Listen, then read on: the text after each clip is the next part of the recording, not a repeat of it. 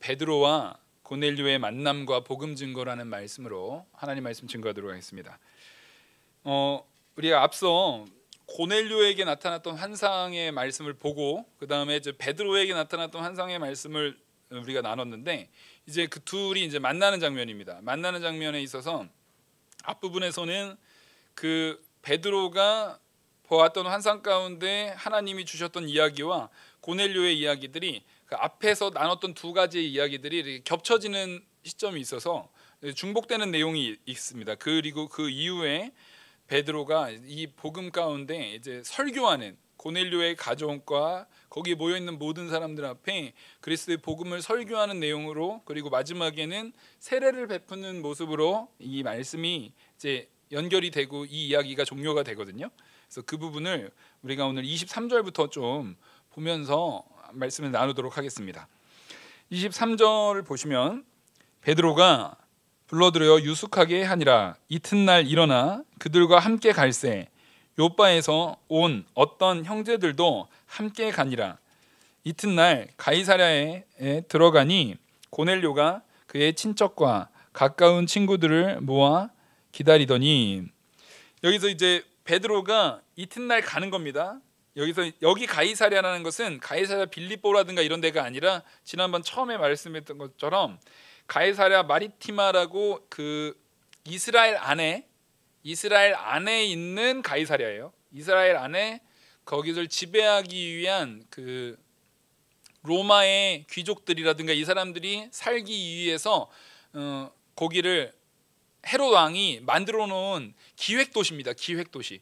잘 만들어 놓은 기획 도시에서 이제 그 이튿날 가이사랴로 출발한 겁니다. 그래서 근데 여기 갈 때 보면은 요바에서 온 어떤 형제들도 함께 갔다라고 돼 있어요. 이 요바에서 온 어떤 형제들이 45절에 보시면, 오늘 본문 45절에 보시면 베드로와 함께 온 할례 받은 신자들이 이방인들에게도 성령 부어 주심으로 말미암아 논란이라. 그러니까 여기서 이제 요바에서 온 사람들은 이미 유대인이었고 할례 받았던 유대인이고 계속 유대인으로 살면서 할례까지 받은 사람들인데 변화돼서 이제 성도가 된 사람들인데, 이 내용을 우리가 확인해서 볼 수 있는 부분이 뭐냐면, 이때까지만 하더라도 그 예수 그리스도의 구원에 대한 부분을 베드로도 그 유대인들도 믿었지만 유대 사회 안에서의 복음이라고 생각했지, 이게 이방인들에게 적용하는 거를 전혀 고려를 안 했어요.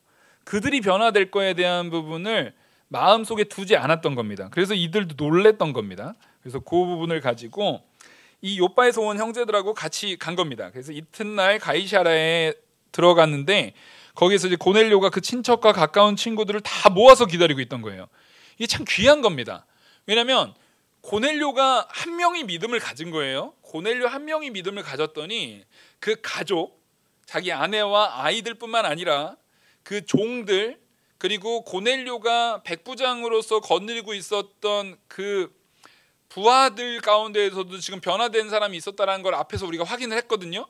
근데 이 고넬료는 그것만 해도 굉장한 일을 한 거예요. 굉장히 복음 전하는 일에 열심을 낸 건데, 이 고넬료가 기본적으로 성품도 좋고 기본적으로 사람들한테 존경받는 사람이었던 것 같아요.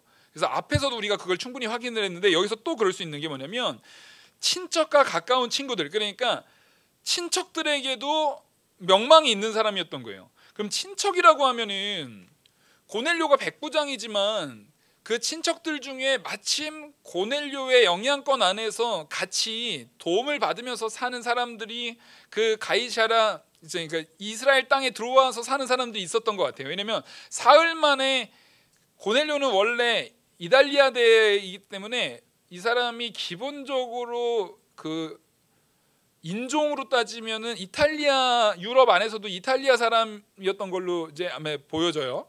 그 사람들의 그런 혈족을 가지고 있었던 사람들이었을 거기 때문에 그 친척들이 있는 사람들이 뭐 사흘 만에 여기까지 왔을 수는 없어요. 근데 그 얘기는 이 고넬료라는 사람이 자기가 자기 하는 일 때문에 여기까지 올 때 그 고넬료를 쫓아서 자기의 삶의 터전을 옮겨서 따라오는 사람들의 친척들인 거죠. 그러니까 이거 쉽지 않은 거거든요. 내가 장남이라고 해도 내가 어디를 옮길 때 그 동생들이 동생들이 가족들이 다 있을 텐데 그 형 가족들을 다 쫓아가지고, 그것도 친척 누군가를 쫓아서 다 같이 온다라는 것은 기본적으로 고넬료의 이 돈만 많다고 되는 건 아니에요. 돈 많아도 주변 친척들을 피곤하게 만드는 사람 같으면 쫓아가겠습니까? 이게 기본적으로 친척들과의 관계 속에서도 고넬료가 이스라엘까지 오는데 같이 쫓아온 친척들이 있었던 걸 보면은 가족들 관계 안에서도, 그러니까 친가족뿐만 아니라 친척들 관계 안에서도 다 품고 그들까지도, 그들의 어려움까지도 다 돌아보면서 품는 그런 성품을 우리는 여기서 또 한번 확인할 수가 있어요. 여러분, 이거 굉장히 중요한 겁니다. 실제 우리가 누군가를 구원한다라고 했을 때 가장 우선해야 되는 것은, 성경에서는 언제나 가족을 얘기합니다. 성경에서는 내가 누군가를 변화시켜야 된다면 그 가장 우선은 당연히 가족이어야 돼요. 내 아내, 내 자녀들뿐만 아니라 내 친척들, 그 친척들을 가장 우선 가운데에서 변화시키려면 내 태도라든가 내 성품이라든가 나의 이 행동 거지가 굉장히 중요해요. 그래서 이 고넬료가 그 친척들을 한다는 건 단순한 말인 것 같지만 단순한 게 아니에요. 고넬료가 원래 고향에 살던 거면은 친척들이 원래 주변에 있겠죠. 근데 지금 고향이 아니라 파견을 나온 상황에서도 쫓아온 친척들이 있었다라는 것 자체가 굉장히 큰 의미를 담고 있습니다. 뿐만 아니라 친구들을 모아가지고 기다렸대요. 그러니까 주변에 이미 와서도 그 주변에는 기본적으로 그 여기 가이사랴 마리티마라는 지역은 이제 항구 도시이기도 하고, 기본적으로 거기에는 로마의 이제 귀족들이라든가 이스라엘을 통치하는데 주로 업무를 담당하는 사람들이 모여 살고, 그러다 보니까 그들과 이스라엘 백성들 같은 경우는 그들의 삶을 서포트하기 위한 종이라든가 그런 이제 상인들 같은 경우가 많은 상황이에요. 그러니까 사실은 이 도시 자체가 원래부터 우리가 흔히 얘기하는 뭐 두메산골에 정이 많은 그런 도시가 아니에요. 기획된 도시이기도 하고, 그리고 거기에는 다분히 상하관계가 있는 도시이고, 그다음에 항구 도시이기 때문에 기본적으로 상인이 많은 곳이기 때문에 이해타산이 굉장히 있는 도시입니다. 근데 여기에서도 지금 고넬료가 복음을 증거받기 위한 것으로 사람들을 초청했을 때 그 친구들이 고넬료를 믿고 왔다라는 것은, 그런 사회 환경, 우리가 요즘에 이런 말 하잖아요. 아우, 서울에서는 전도하기 힘들어. 여기가 딱 서울처럼 서로 되게 계산적이고 서로 이렇게 친분이 있지 않은 그런 동네예요. 그러니까 원래부터 옛날부터 전통적으로 서로 알고 지냈던 동네가 아니라 딱 도시교회 형태인 거예요, 여기가 지금.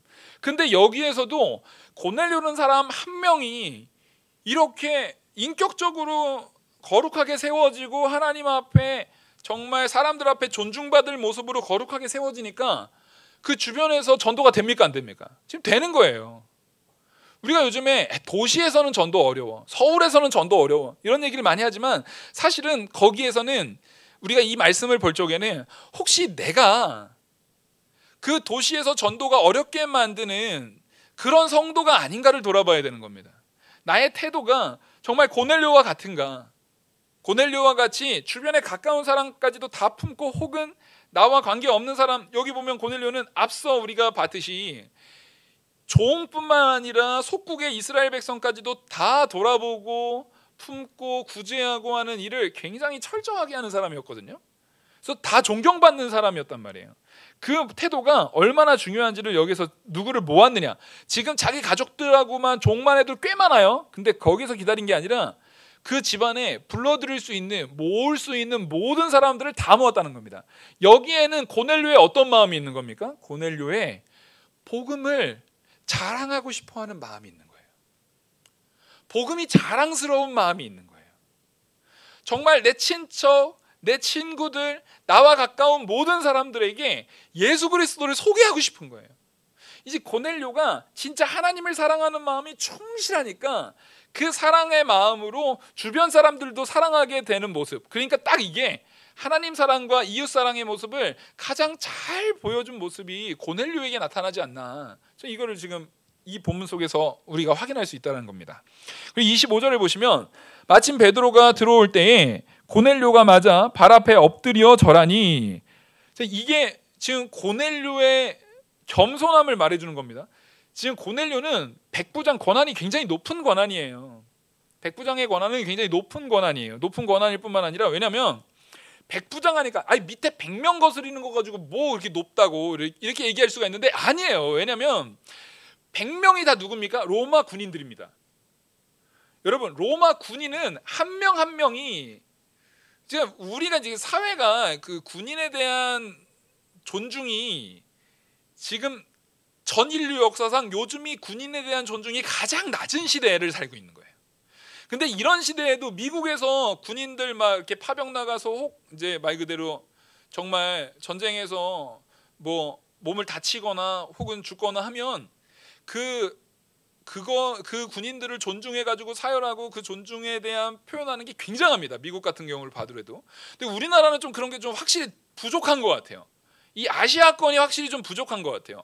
근데 군인이라는 것은 기본적으로 나라를 말 그대로 지켜주는 그 나라의 존속이 군인에게 달려있는 거기 때문에 성경에서 말하는 군사, 군대, 하나님께서 우리 성도들 다 군대로 많이 표현하는 이유가 뭐냐면 우리 한 명 한 명이 하나님의 나라를 어떻게 세우느냐 안 세우느냐의 기준이라는 거예요. 그러니까 성경은 언제나 군인을 굉장히 존중하고 굉장히 중요하게 다루고 있습니다.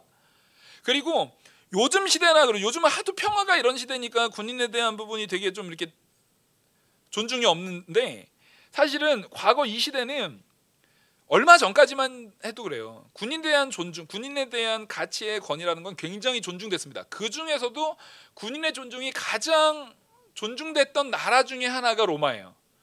전 인류 역사상을 다 보더라도 군인에 대한 존중이 가장 존중됐던 국가가 이제 로마거든요. 왜냐면 로마는 내가 평민이었다가도 군대에 나가가지고 군대에서 뭔가 일을 하면은요 시민권을 받고, 그러니까 기본적으로 로마 군인이란 얘기는 시민권자라는 얘기예요. 바울은 아무것도 아닌데 로마 시민권자니까 막 존중받습니까? 안 받습니까? 엄청 존중받거든요. 군인이라는 것은 로마 시민권 안에서도 군인인 거예요. 그러니까 근데 그런 로마 시민권자의 군인의 그런 권위를 갖는, 그래서 로마 시민권자면서 군인이면 이 사람은 기본적으로 밑에 이제 자기가 이제 다스리고 있는 그 속국의 사람들에 대해서 몇 명까지는 그 순간 바로 명령으로 동원할 수 있는 동원력을 가지고 있는 게 이 군인 한 명 한 명의 역량입니다. 군인 한 명 한 명의 역량이 그렇게 큰 거예요. 그런 역량이 있는 군인 100명을 데리고 있는 거예요. 말이 100명이지 보통 한 80명에서 100몇십 명까지 이렇게 유동적인데 약 100명 정도를 데리고 있는 거예요. 그러니까 로마 시민권에 철저하게 존중받는 그 시민권자의 군인들을 100명을 데리고 있는 거기 때문에 그 권한이 작지 않아요. 굉장히 큰 권한인 거예요. 그런데도 불구하고 베드로가 왔을 때 그 발 앞에 딱 절을 합니다.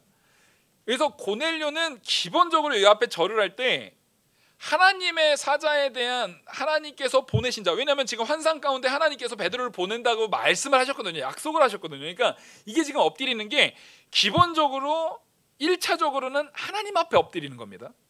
하나님께서 이런 거예요. 지금 이 고넬료는 철저하게 군인 정신이 있는 거예요. 예를 들어서 황제가 황제의 칙서를 가지고 고넬료 앞에 딱 오면 고넬료가 군인으로서 그 앞에 엎드립니까? 안 엎드립니까? 당연히 엎드려야 됩니다. 황제의 칙서가 있으면 그 엄영유, 우리가 드라마 보면 엄영유 하면 사람들이 다 엎드리는 것처럼 황제의 칙서를 가지고 온 사람 앞에 군인은 당연히 엎드리게 되는 거예요. 고넬료는 그 군인 정신을 보여주는 거예요. 지금 베드로는 누구의 말씀을 가지고 오는 거를 환상 가운데 하나님이 알려주셨어요? 하나님의 말씀을 가지고 오는 거를 하나님께서 환상 가운데 고넬료한테 알려줬거든요. 그러니까 이 베드로는 황제의 칙서를 가지고 온 사람처럼 황제보다 더 높으신 만왕의 왕이신 하나님의 칙서를 가지고 온 존재라고 생각하고 그 발 앞에 엎드린 거예요. 그러니까 기본적으로 고넬료는 자신을 하나님 앞에 낮추는 겸손이 있는 자입니다. 근데 베드로도 훌륭하게 이거를 딱 받아들여요. 베드로도 훌륭하게 이걸 받아들이는 게 25, 26절을 보면 정말 교회가, 목회자와 성도가 하나님 앞에 하나님 백성된 자들이 딱 이런 모습으로 서로를 섬겨야 된다는 모습을 딱 보여줘요.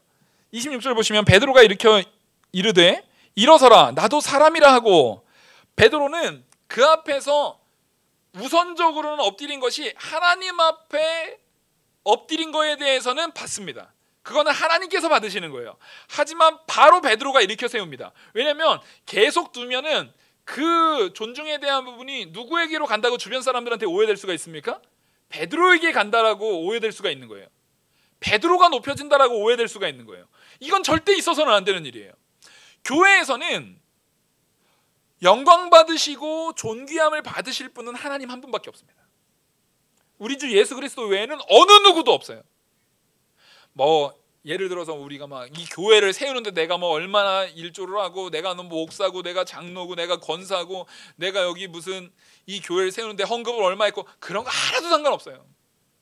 교회에서는 영광 받으실 분은 하나님 한 분밖에 안 계시는 거예요. 모든 영광을 하나님께만 돌리는 거예요. 베드로도 절대 그것을, 그 영광을 베드로가 가로채면 돼야 안 돼요? 안 되는 거예요. 그래서 그걸 가로채지 않기 위해서 바로 일으켜 세우면서 나도 사람이다 라고 말한 것은, 지금 하나님 앞에 경배 드리는 것은 오케이, 옳다. 하지만 누구에게는 하지 마라? 나에게는 하지 마라 라고 얘기를 하는 겁니다. 하나님 앞에 우리는 언제나, 하나님께서 우리가 성도로 살다 보면은, 제가 특별히 목회를 하다 보니까 그래요. 성도로 살다 보고 또 목회를 하다 보니까 하나님께서 맡겨주신 직분에 의해서 존중받는 존중의 순간들이 많습니다. 제가 이제 43밖에 안 되는데 어디 가서 이렇게 목사 아니면 어디 가서 이렇게 존중받겠습니까? 가는 데마다 목사님이라고 막 어른들이, 저희 아버지 때 이게 계시는 분들이 또 하다못해 저희 아버지한테도 우리 목사님 설교 잘 들었어요 이렇게 들어요. 그럼 아버지가 그렇게 말씀하시는 것도 존중의 표현이에요. 이런 것들은 다 하나님께서 주시는 거예요. 하나님께서 존중받게 하시는 것은 감사하지만 그 순간 그 모든 영광은 온전히 누구한테 돌려야 됩니까? 하나님께 돌려야 됩니다. 여러분, 이게 거의 본능적으로 나와야 돼요. 사람이 이 사람들한테 존중받고 섬김받고 사람들한테 인정받고 하는 거, 그거 굉장히 달콤하고 좋아요. 그렇기 때문에 언제나 내가 남들보다 어깨 딱 펴고 목에 힘 딱 주고 권위 있는 것처럼 하려고 하는 모습들이 나한테 언제든지 올 수 있어요. 그리고 이것도 반대적으로 사람들에 대해 존중받지 못하면 사람이 날 무시하네, 내가 누군 줄 알고 날 저렇게 무시해, 막 이런 마음이 들 수 있어요. 여러분, 근데 그런 마음 갖지 마세요. 누군가가 나를 무시하는 사람이 있다면 그냥 불쌍히 여기고 기도를 해주세요. 그 사람의 연약함을 불쌍히 여겨주세요. 그리고 나에 대해서 함부로 대하는 사람이 있다고 하면 그 부분에 대해서 대항하지 마세요. 왜냐하면 그 부분을 반드시 누가 갚아주실 겁니까? 하나님이 갚아주실 거예요. 그 앞에 우리가 할 행동은 마땅히 하나님 앞에 나는 낮은 자입니다, 그거 말고는 없어요. 나의 낮음을 바로 드러내는 거예요. 실제 내가 존중받는다는 것도 하나님의 은혜 아니었으면 내가 존중받을 내용이 아니에요. 하나님께서 조금 요즘 같은 시대에 좋은 환경에 대한민국이라는 나라에 이렇게 태어났으니까 우리가 존중받는 것도 있어요. 그렇지 않은 나라들 보면 사람들이 막 존중받지 못하고 사람들이 함부로 수단으로 사용되고 하는 나라들도 얼마든지 많아요. 근데 우리는 좋은 나라에서 하나님 은혜로 지금 살고 있는 거 맞아요. 그러면 이것도 누구한테 감사해야 되는 거예요? 하나님께 감사해야 되는 거예요. 혹 누가 나에 대해서 함부로 대한다 할지라도 그거에 너무 연연하지 마세요. 오히려 내가 거기에, 내가 감히 누군데 어떻게 사람한테 저렇게, 그 마음을 회개하세요. 그 마음을 내려놓으세요. 왜냐하면 우리는 죽어 마땅한 자인데 하나님께서 이 자리에 세우게 하신 겁니다. 마땅히 죽을 자인데 하나님께서 이 은혜를 베풀어 주신 거예요.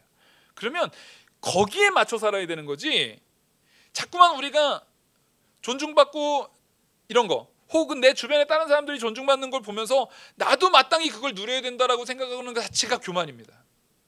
언제나 나는 가만 내비두면, 하나님께서 나를 그냥 방치해 두시면 언제나 내 마음에 교만이 싹 터요. 내가 자꾸만 더 대단한 사람인 것처럼 보여지고 싶어요. 그거 반드시 이겨내셔서 성도와 모든 관계 속에서 베드로와 고넬료와 같이 서로를 존중하고 서로를 섬기고 서로를 사랑하는 그런 마음가짐. 누구 안에서요? 서로 만난 적도 없어요 지금. 딱 누구 은혜 안에 가운데 이 모습이 나타나는 겁니까? 하나님이 고넬료를 만나주고 하나님이 베드로를 만나주는 상황에서 만나게 되는 거예요. 우리 다 마찬가지입니다. 우리도 하나님이 저와 만나주시고 하나님이 우리 성도님들 한 분 한 분과 만나주시는 관계 속에서 우리가 만나는 거예요. 여기에서 하나님 사랑의 관계 속에서 만나진 사람은 당연히 우리의 만남 가운데 사랑이 나타나야 되고 당연히 존중이 나타나야 되고 당연히 겸손함이 나타나야 되는 겁니다. 이것을 우리가 잘 배웠으면 좋겠습니다. 27절 보시면 더불어 말하여 들어가 여러 사람이 모인 것을 보고 이르되 유대인으로서 이방인과 교제하며 가까이 하는 것이 위법인 줄을 너희도 알거니와 하나님께서 내게 지시하사 아무도 속되다 하거나 깨끗하지 않다 하지 말라 하시기로 부름을 사양하지 아니하고 왔노라. 묻노니 무슨 일로 나를 불렀느냐. 지금 베드로가 앞서 있었던 일에 대한 해석입니다. 베드로에게 환상이 보여졌잖아요. 그 보자기에 이제 먹지 못할 것이 딱 있었는데 그것을 베드로가 끝까지 거부했단 말이에요. 끝까지 거부했던 것을 여기에서 유대인으로서 이방인과 교제하여 가까이 하는 것이 위법인 줄을 너희도 알거니와 라는 것이 바로 그 해석인 거예요.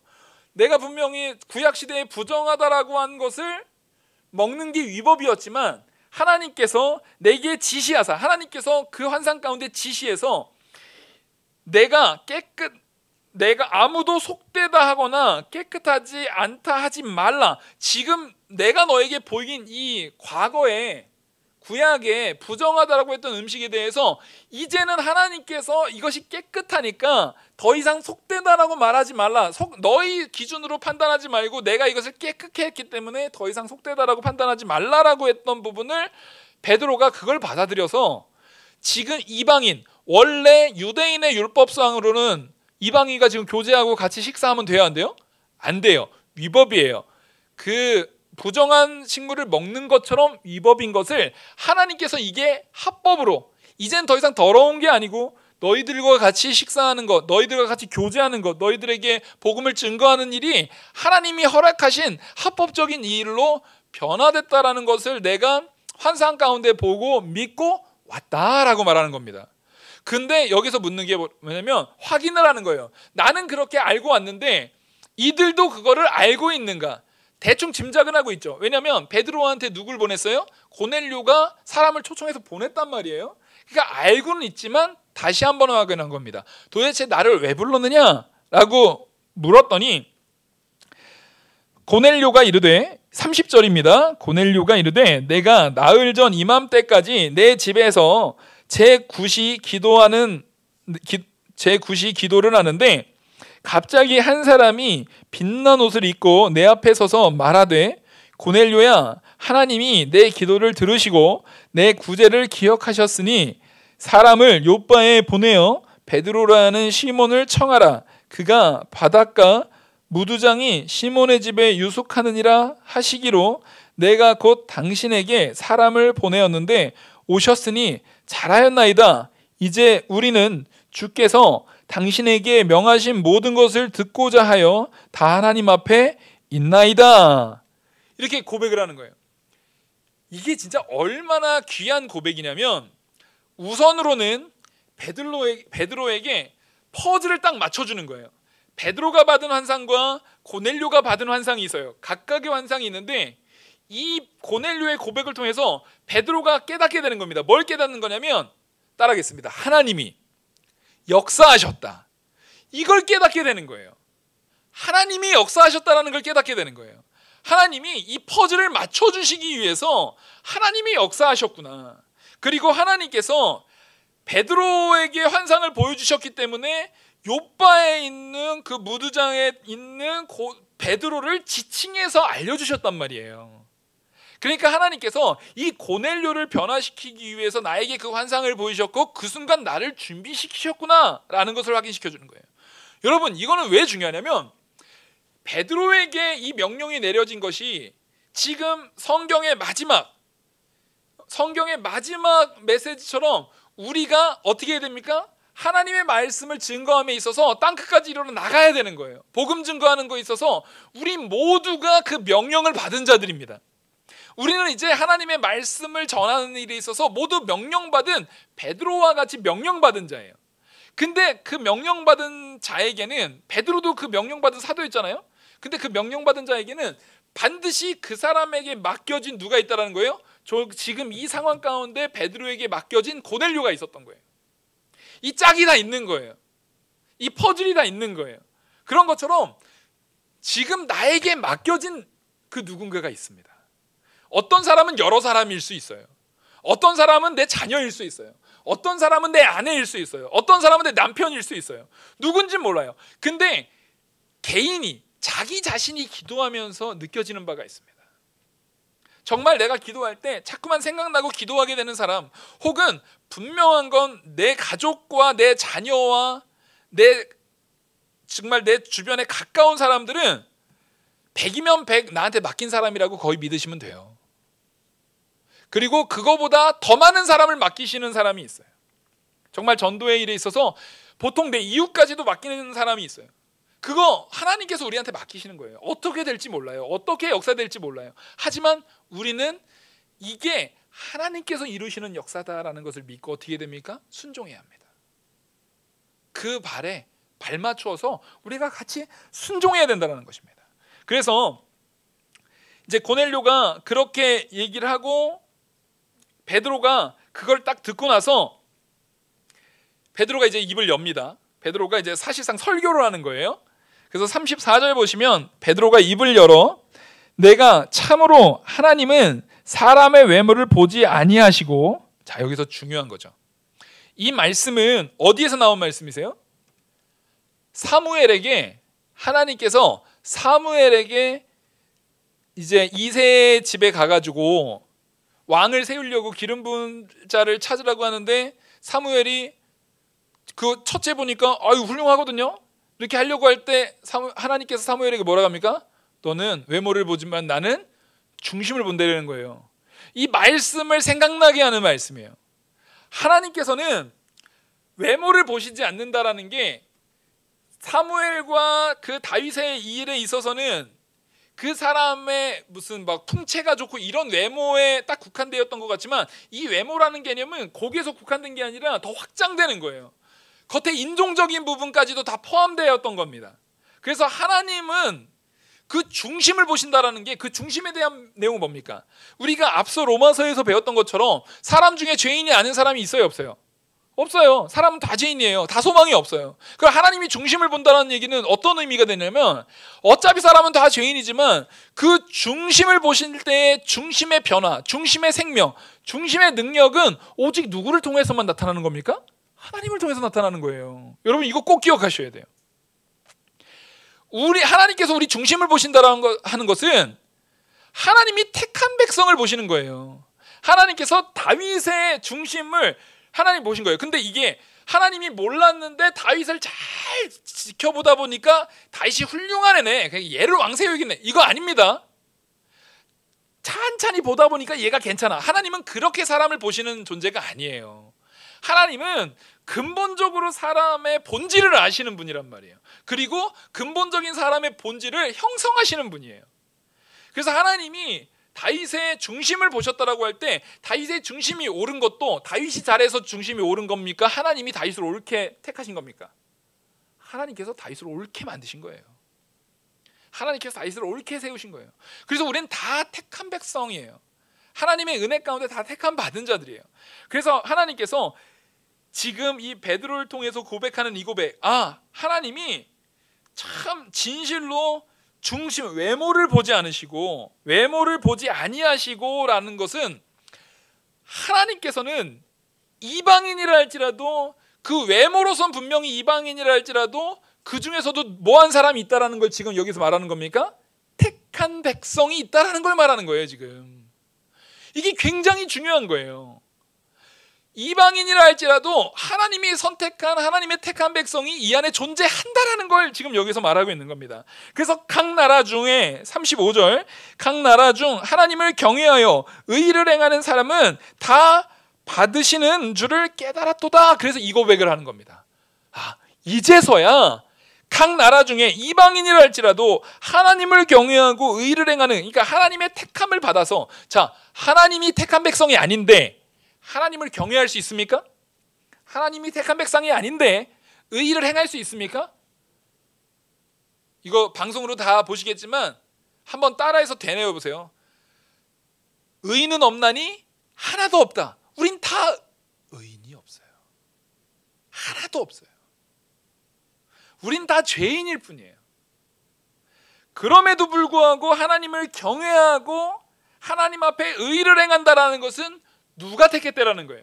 하나님이 그 사람을 택해서 성령을 주시고 성령을 통해서 그리스도를 만나고 그 그리스도를 만남을 통해서 변화되는 과정이에요. 이건 전적으로 하나님의 은혜입니다. 사람이 하는 게 아니에요.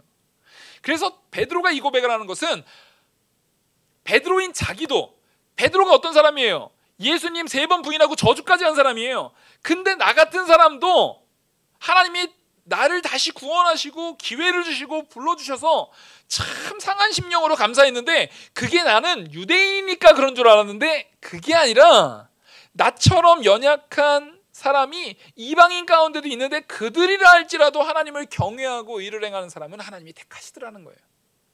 그래서 제가 말씀을 드렸잖아요. 이 본문이 사도행전의 요 고넬료와 만난 이 본문이 이방인으로 복음이 증거되는 시작점, 초대교회의 시작과 함께 이방인에게도 복음이 증거되는 시작점의 시작을 알리는 총선과 같은 거예요. 빵! 이제 시작한 거예요. 출발지에서 이제 총성으로 팡! 한 거예요. 그래서 이 이후에는 주인공이 갑자기 누구로 바뀐다고요? 바울로 바뀌어요. 바울이 누굽니까? 이방인의 사도 아닙니까? 그래서 이게 굉장히 중요한 메시지의 선언입니다. 이방인이라 할지라도 하나님이 택하시고 하나님의 은혜 가운데 그 의를 행하는 사람을 하나님께서 받으시는 줄 내가 깨달았다.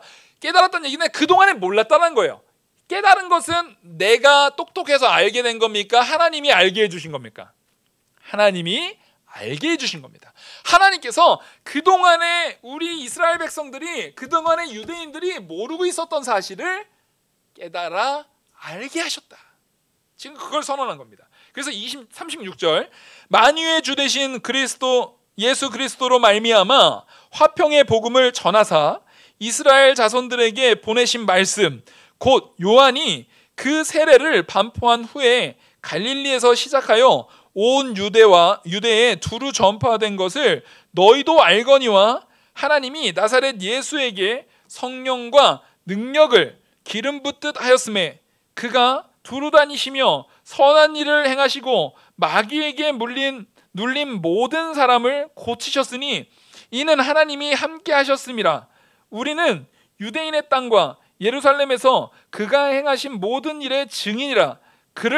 그들이 나무에 달아 죽였으나 하나님이 사흘 만에 다시 살리사 나타내시되 모든 백성에게 하신 것이 아니요 오직 미리 택하신 증인 곧 죽은 자 가운데서 부활하신 후 그를 모시고 음식을 먹은 우리에게 하신 것이라.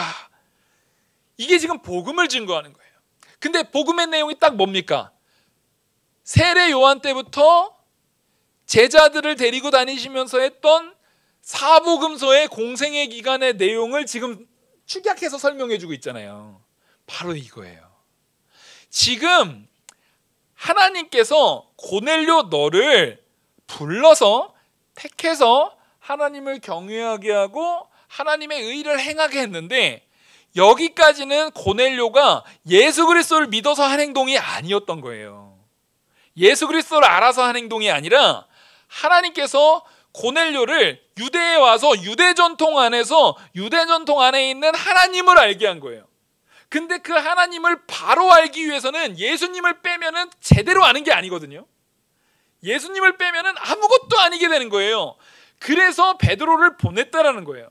그래서 정작 하나님에 대해서 알려주는 게 아니라 베드로가 와서 입을 열어서 이방인이라 할지라도 참된 복음을 알게 하려는 하나님의 계획을 내가 알았다. 그러니까 내가 너한테 알려줄 내용을 얘기하면서 세례 요한 때부터 오실 메시아를 얘기하면서 세례 요한이 직접 지칭해가지고 예수님을 지명해서 예수님한테 세례를 주면서 예수님이 우리의 메시아다라는 것을 확증시켰거든요. 그거를 유대 사회에서 교육을 받았으면 고넬료도 들었다라는 거예요. 그리고 여기 모여있는 모든 유대인들이 안다라는 거예요. 세례 요한이 예수님을 우리의 메시아라고 말한 거 너희들도 다 알지 않느냐? 들어서 알지 않느냐? 그리고 그 예수님이 십자가에 못 박혀 죽은 것도 다 알지 않느냐? 근데 그 예수님이 부활하셔서 우리에게 보이시고 우리가 그 증인, 사흘 만에 다시 살아나셔서 그 백성에게 하신 것을 백성에게 하신 것이 아니요, 모든 백성은 다 알지는 못하는데 오직 미리 택하사 증인 곧 죽은 자 가운데서 부활하신 그 후 그를 모시고 음식을 먹은 우리에게 하신 것이라. 지금 예수님의 증인으로 12사도와 거기 120문도들에게 하나님이 보이시고 알리시고 또 뿐만 아니라 그거보다 더 많은 사람들한테 승천하시면서 보여줬던 그 장면을 얘기를 하면서 하나님께서 미리 택한 사람들한테 이걸 보였다는 거예요. 택한 사람들한테 보인 이유가 뭡니까? 증인으로 세우려고요. 증인으로 세우려고요. 증인으로 세워서 증거하려고요. 그래서 베드로는 지금 여기에 무슨 권한으로 왔다라는 겁니까? 증인으로 왔다라는 거예요. 그래서 42절 우리에게 명하사 백성에게 전도하되 하나님이 살아있는 자와 죽은 자의 재판장으로 정하신 자가 곧 이 사람인 것을 증언하게 하셨고. 자, 하나님께서 우리에게 명하사 백성에게 전도하라고 한 거예요. 자, 우리도 지금 이 예수 그리스도가 우리의 유일한 구주이신 걸 다 믿습니까? 안 믿습니까? 다 믿죠. 그럼 우리도 무슨 사명을 이미 받은 자들이에요? 증인의 사명을 받은 자들이에요. 그래서 이것을 증언하러 가야 되는 거예요. 그래서 지금 내가 이 자리에 온 것도 너한테 절받고 영광받고 존귀받을 사람으로 온 게 아니라 마땅히 하나님이 받아야 될 그 영광 가운데 세우실 유일한 한 사람 예수 그리스도를 뭐 하려고요? 증언하려고 왔다라는 거예요. 증인으로서 증언하려고 왔다라는 거예요. 바로 오직 하나님이 살아있는 자와 죽은 자의 재판장으로 정하신 예수 그리스도, 그 유일한 한 분, 그분을 증언하려고 왔다라는 거예요. 그래서 43절 그에게 대하여 모든 선지자도 증언하되 그를 믿는 사람들이 다 그의 이름을 힘입어 죄사함을 받는다 하였느니라. 자, 여기서 중요한 게 제가 사도행전을 처음 시작하면서 얘기했고 그 이후로도 여러 번 얘기했던 게 뭐냐면 우리의 믿음은 이 말씀 바로 선지자와 사도의 터 위에 세워지는 거예요. 선지자는 구약의 모든 예언의 말씀도 오직 누굴 얘기하는 거고요? 예수 그리스도를 얘기하는 거고, 예수 그리스도가 사도로 정하신 그 사도들도 누굴 얘기하는 거예요? 예수 그리스도를 얘기하는 거기 때문에 우리는 선지자와 사도의 터 위에서 예수 그리스도의 그 위에서 예수 그리스도를 증거하는 자들로 우리는 부름받은 거예요. 바로 여기서도 이 베드로가 사도와 선지자의 터 위를 강조해서 얘기하고 있어요. 그래서 우리가 복음, 성경이다라는 것은, 성경에서 예수 그리스도를 증거하는 것은 구약과 신약, 선지자와 사도의 터 위에 세워지는 견고한 하나님의 말씀인 겁니다. 이걸 반드시 외우셔야 돼요. 그래서 여기에는 43절 뒤에는요, 선지자와 사도의 터 위에 세워진 복음이라는 것을 좀 체크해 두세요.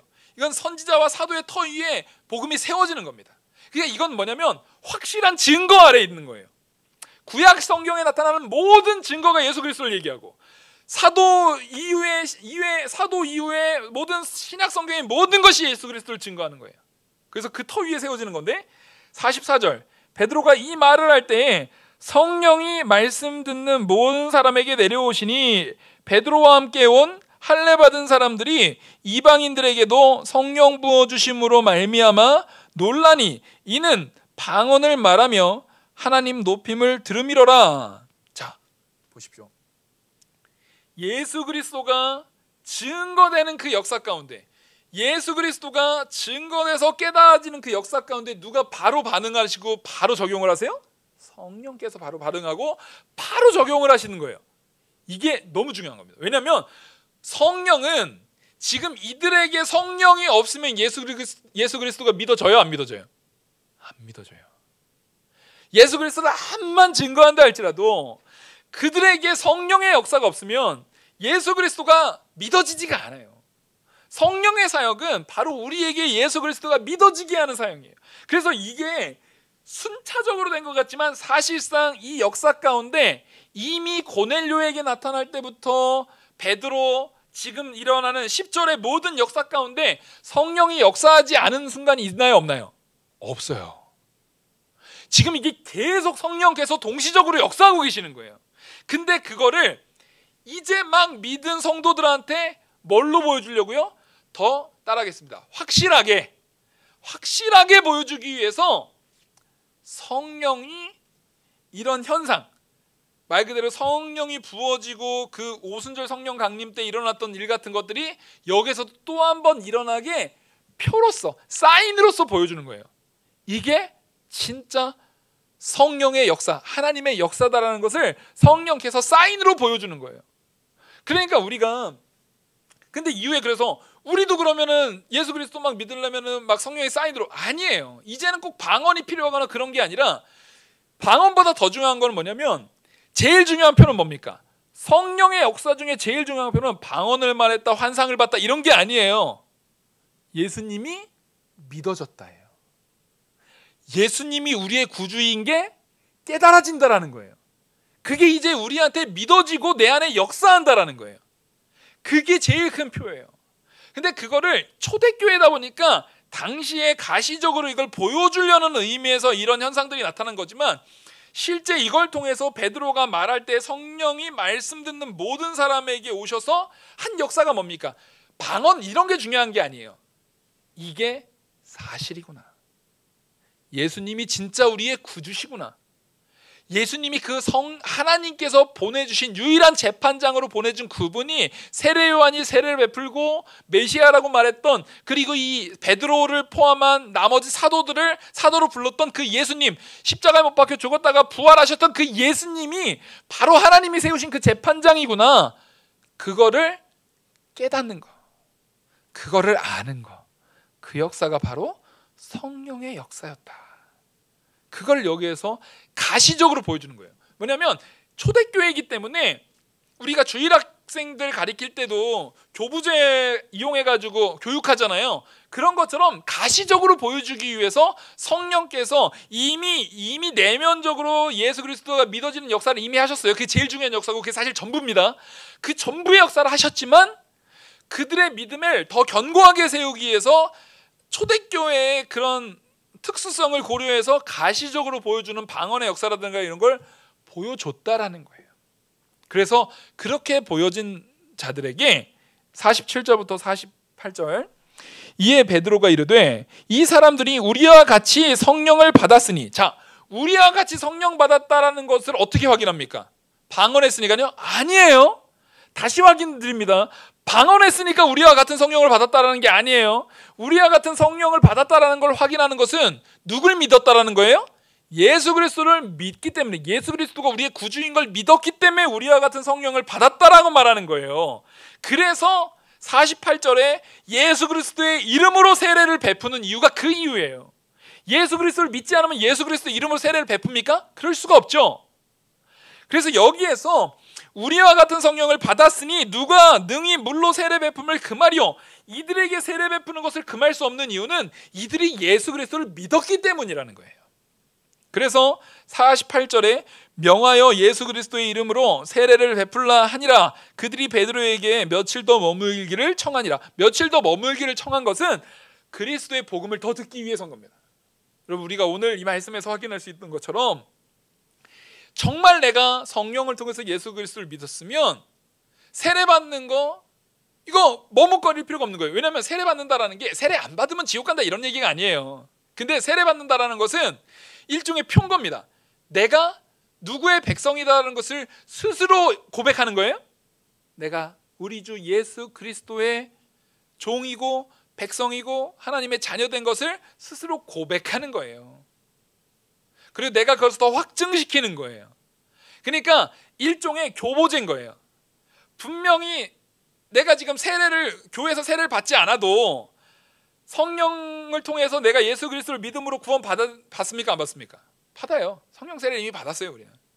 그런데 거기에 내 믿음을 더욱더 확고히 세우는 데에 세례받는 이 말 그대로 교회에서 세례받고 성찬에 참여하고 이런 것들이 더 그 사람의 믿음을 세우는 데 도움이 됩니까 안 됩니까?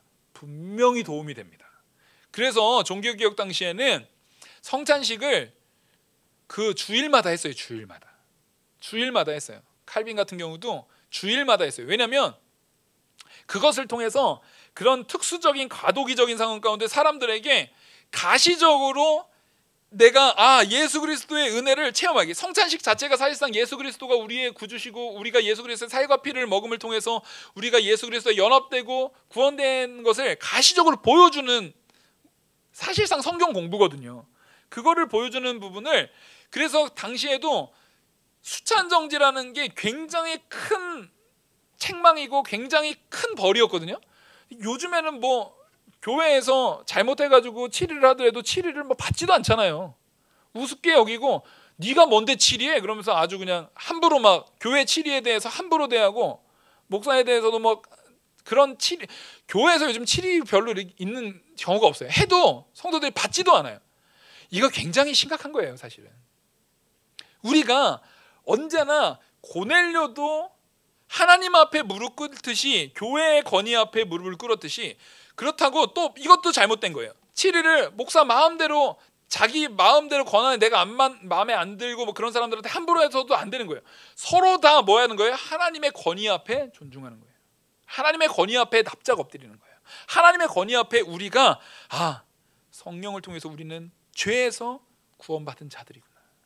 그래서 하나님 앞에 우리가 이제는 그리스도의 이름으로 내가 백성된 것을 세례를 통해서 확증하고 내 입술로도 고백하고, 내가 이제는 내 삶에서도 이 고백한 이후부터는 바로 살겠다고 애쓰는 확증을 이 시간 보여야겠구나라는 것을 잘 세워나가는, 오늘 말씀처럼 특히 이 고넬료와 그 같이 함께 모든 무리들이 성령의 은혜 받았듯이 우리 영화교회 모든 성도님들이 말씀에 항상 은혜 받고 하나님 앞에 더욱더 겸손하고 거룩한 자로 서기에 힘쓰는 우리 영화교회 성도님이 되기를 간절히 소망합니다.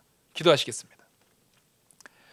은혜와 사랑이 많으신 하나님 아버지, 오늘 이 말씀 하나님께서 우리에게 주신 귀한 은혜의 말씀으로 받고 우리가 깨달아서 정말 이제 이방인에게 복음이 증거됐던 것이 이 시작점을 통해서 더욱더 확산될 것처럼 우리에게도 하나님의 복음이 입술에 우리에게 전달되었는데, 이제 우리가 그 사역 가운데 같이 일조해서 그 초대교회의 사역, 고넬료 이후에 베드로와 바울 그 사도들의 사역을 우리가 이제는 계승해서 우리도 복음 증거하는데 힘쓰는 자들 되게 하여 주시옵소서.